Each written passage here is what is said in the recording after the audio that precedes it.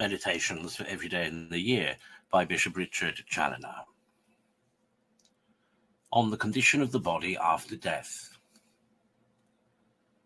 Consider first that the soul is no sooner departed from the body, but this wretched carcass which she leaves behind immediately becomes pale, stiff, loathsome, and frightful, insomuch that the dearest friends of the deceased can scarce endure to watch one night in the same room with it, and would not be induced by any consideration to lie in the same bed.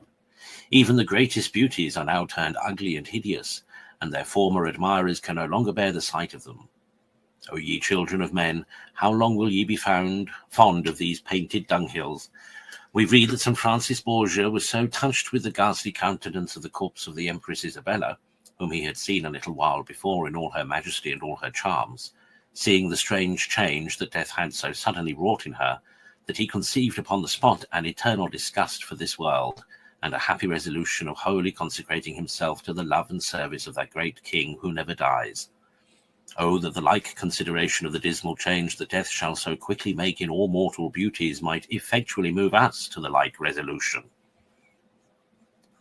Consider, secondly, that a person is no sooner dead, but the body begins to corrupt and smell, and in a very short time it becomes so insupportable that surviving friends are obliged to make haste to get it out of the house, and to lay it deep underground that it may not infect the air. And were the grave after some weeks to be opened again, and this carcass to be brought out to view, what a filthy carrion should we meet with? What a sight, what a smell would it afford, and what should we think of a person that should be tied down to such a companion, a barbarity said to have been exercised by a certain tyrant in binding the living to the dead, and letting them linger away in these noisome embraces? Surely the worst of torments would not be half so insupportable. So foul, so detestable a thing is a corpse that is half putrefied. O mortals, why will you then not remember what your composition is, and what you are quickly like to come to?